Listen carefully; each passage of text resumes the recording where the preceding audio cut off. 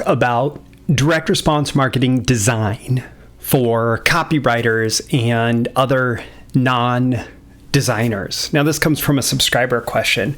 It says, "Hey, Roy, I'm a newbie in copywriting. I've been studying various copy samples, including landing pages, emails, and even sales pages. You know what, Roy? I even went through your advert for the generators where you talked about the Russian satellite. The genius to think of a generator in terms of a malicious satellite? Mind-blowing. Roy, the landing page layout and the images, who comes up with that? Is it the website designer or the copy person? In the case that it is a freelance copywriter, does one just choose convincing words for the client, or does a copywriter go into detail explaining how the landing page should be designed? I look forward to seeing a response from you." Now, as a copywriter, someone who's specialized in words, I've actually considered design really important, basically, I don't know, my whole career since 2005. And I had the really great fortune back in 2009 when I was going to my first AWI boot camp, because I'd actually been doing a little bit of work with him on the side. I got connected to Laurie Howard ahead of time, who's widely considered one of the best direct response, like entrepreneurial direct response graphic designers out there. She does web stuff. She does direct mail stuff. She designed Gary Bencivenga's websites. She's definitely up there in terms of quality designers, not just in terms of like something that looks nice, but actually something that's designed to get response. And so through that relationship, like I had the good fortune to first like have some great conversations with Laurie, and she's great to speak with, and I'm actually excited. I haven't talked to her in a while, and I get to speak with her tomorrow. But also I have learned a lot from Laurie, and she's taught me a lot, and I've had the fortune to work on a couple projects with her. And one of the things that completely fascinates me about how Laurie works with design is she reads the copy. She said 2 or 3 times first before she even like starts to take notes on coming up with the design concept or anything like that. She sits down and she reads the copy. And so she really is trying to internalize the entire narrative, the entire like what is being said.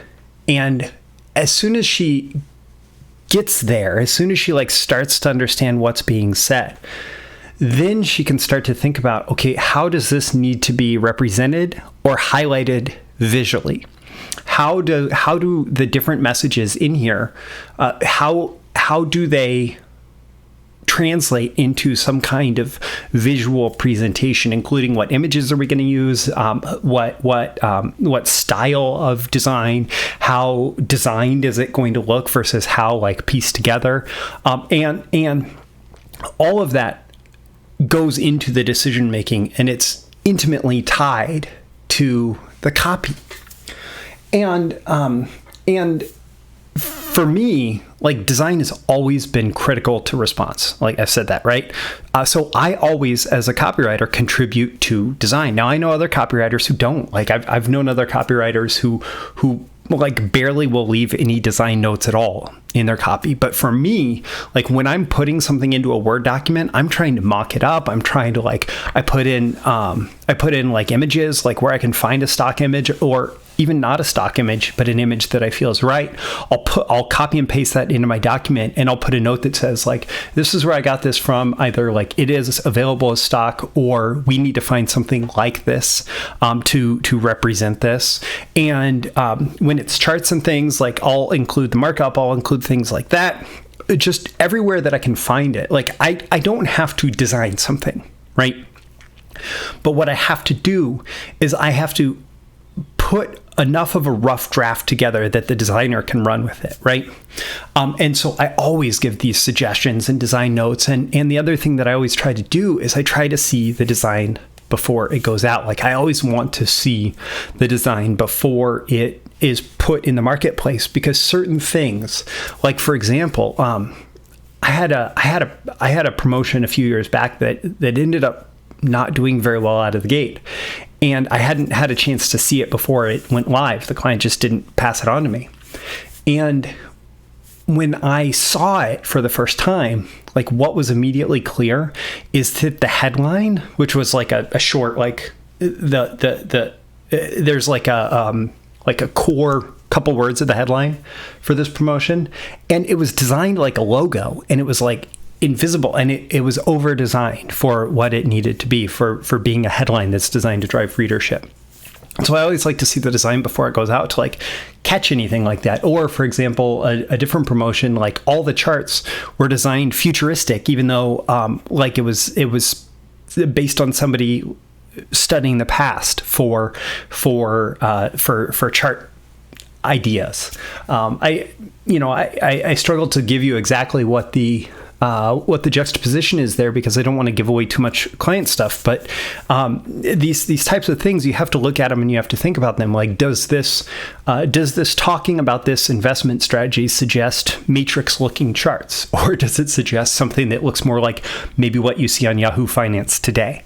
And in that case, it was not matrix-looking charts. It was what you see on Yahoo Finance today. In other cases, it might be matrix-looking charts. And then, like, when you think about design, you also have some other interesting opportunities that can contribute to your sales message. So, for example, like going back to that Lee Bellinger piece where I was selling generators, Lee sells fundamentally to a fairly conservative audience, and I realized he had a picture of him with Ronald Reagan and a personal letter from Ronald Reagan thanking him for his contribution to a specific program. And I said, you are making a gigantic mistake if you don't put that on the front page of pretty much all your marketing from this point forward. And he did. And it started with that particular message, and it lends so much credibility and credence, especially because for that message, it was kind of tied to what he was doing for the Reagan administration. And so you have opportunities when you're thinking about design, not only to make the design better, but to contribute to the copy, because then I was able to talk about that experience in the copy and gain credibility and gain believability that way. Now, I did some thinking about this to just give even more value in this video, and there's actually three big important roles that design plays in direct response. And the first is to get attention, and that can either be to stand out, or it can be to blend in. What do I mean? So standing out is like the ugly, the flashy, the loud, just something that makes the design something that you have to pay attention to, right? And that gets attention, and it can buy attention for at least a moment, right? And if you can translate that attention into more engagement with your selling message, that's great. Or in the case of something like an advertorial where it's supposed to look like an article, and I'm thinking back to like print publication, by knowing the font that your print publication used, by knowing the column width, by knowing specific article layout, you could design an ad to look more like an article. And because people buy publications to read the articles, your ad would be more likely to get readership. And again, you have to translate that readership into response, right? But when it comes to design, you can actually get attention by blending in. You can get attention by standing out. Like, you make those choices. The second role of design and direct response is to support the sales copy. And like, this is what I talked about with Laurie. This is what I was talking about with the Ronald Reagan picture. You support the sales copy by pulling in readers and by visually illustrating the copy. So you pull in readers, like if you have the right picture, it's going to attract more attention. Again, like it's part of the getting attention thing, but it's supporting the sales copy by pulling in the readers. Even like headline design and making sure your headlines are bold and readable, that pulls in readers. Making sure you're like every little design decision can be used to pull readers into the body of the copy. And also it can be used to visually illustrate. So charts being a great example. If you want to say a stock went up, like you can say it, right? But you can also show the chart. And showing the chart makes it more believable. It visually illustrates the copy. It adds proof. Likewise, like when for that generator promo, one of the things that we talked about was these high altitude nuclear explosions.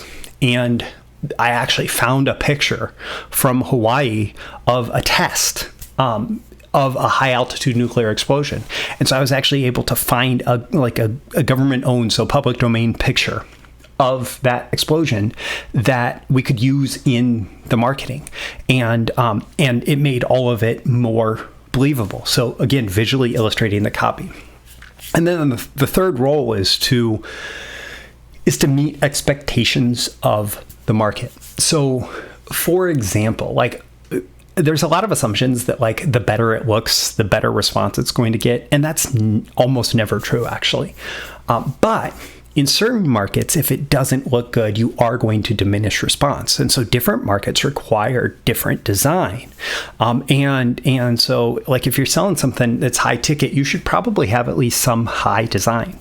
But if you're selling something that's supposed to feel very entrepreneurial and very like one-to-one communication, then it may not need high design. It may, in fact, benefit from being ugly. And this has been actually, this was Dan Kennedy's shtick for most of his career. It's like he put out really ugly stuff, ugly content, ugly marketing, ugly whatever. And it got response because it was always from this like entrepreneurial renegade perspective, right? Whereas Brian Tracy, you know, kind of on the other end of the spectrum, like he's super corporate. He always has to have, you know, his full suit, his tie, everything has to be immaculately designed. Jay Abraham is kind of the same way. Like you have to decide like where are you going to aim in the market and how is that going to dictate the design. So you meet the expectation of the market. You support the sales copy with your design and you get attention. Like you get attention for the selling message. And then design, like you have lots of opportunities in design. You have lots of opportunities, but going back to that initial question, I believe that design and copy are integrated, like design and messaging are integrated. And so the more that you think about it, like even like a Facebook ad, right?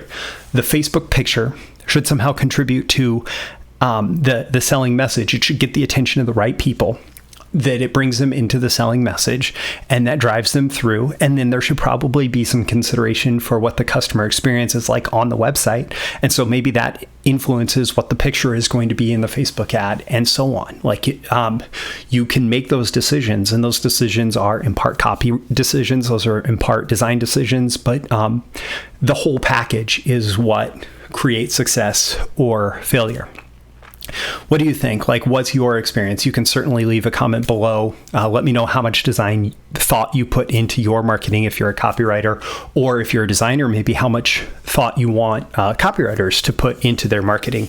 Also, make sure that if you got value out of this, you click that like button. You'll get more content like this. Also, the magical algorithms of the internet will share this content with more people like you. If you know people who would get value from it, make sure you share it yourself with them directly, and subscribe. If you're not following me here, you can do that. You can also go to breakthroughmarketingsecrets.com, get my emails Monday through Friday for covering marketing, copywriting, business building, selling, direct response, and more. My name is Roy Furr. This is a video issue of Breakthrough Marketing Secrets. Thanks for watching, and I look forward to seeing you again in your next video. See you soon. Bye.